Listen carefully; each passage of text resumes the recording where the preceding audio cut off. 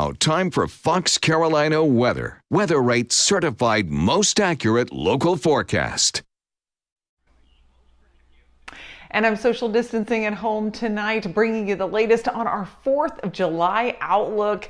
And luckily, the storm threat is going to start to go down and down as we go through the rest of this week and into the weekend. So you may be starting your celebrations a little bit early on Thursday. Well, it looks like we're not going to have a huge rain threat. And it looks like we'll actually get a chance to get to the pool without having to worry about as much storminess. It's 90. That's what the temperature was today for a high temperature in Greenville, 85 in Asheville. I know that had many of you maybe trying to take the kiddos to the pool. Tomorrow will be an even safer bet to do that without any kind of threat for thunder or lightning, even though there will still be some isolated activity out there.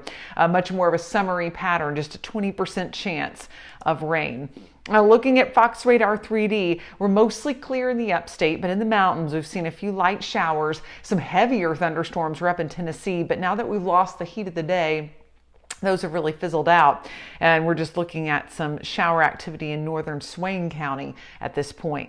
FUTURECAST showing us dry on Thursday morning, and if you've been watching all week, whenever we show FUTURECAST the afternoon, the storms just blow up everywhere, which they pretty much have every single afternoon. Well, this time, take a look. Because of drier air at 3 p.m. on Thursday, it is going to be much quieter. There will still be some activity out there, but not nearly to the extent that we experienced really since Sunday and on through today.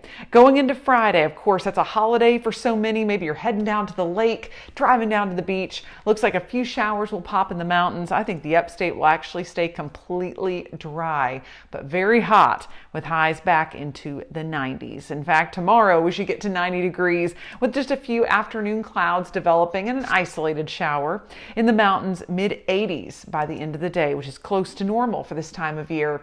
And I'm happy to report for our severe weather outlook tomorrow, it's 0 pretty much. Off to the west, you can see a little bit of that green shading indicating that level 1 risk. We've been in that risk every single day since Sunday, and luckily we're not in one tomorrow. So as we rate the day on the Carolina Sky Meter, we went for it with a 9. Couldn't quite give it a perfect 10 with that intense heat and that small rain chance, but I felt like giving it a 10, that's for sure, with such a lesser storm threat through the day.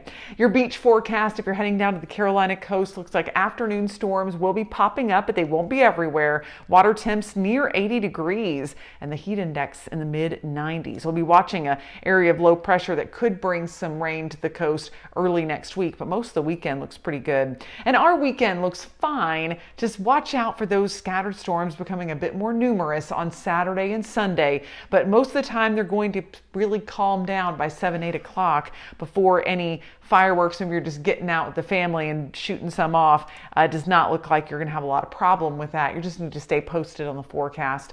Here's a look at your next 7 days. It's going to be a hot one, as you would expect, for Independence Day weekend. Next week, we'll continue with the sporadic storms, highs in the upper 80s. In the mountains, mostly sunny the next couple of days, very small rain chances. And then for the 4th of July, keeping it pretty nice, just very hot. Of course, you'll want to check in on the morning news from 4:30 to 9 for the latest on your forecast as you get your day started.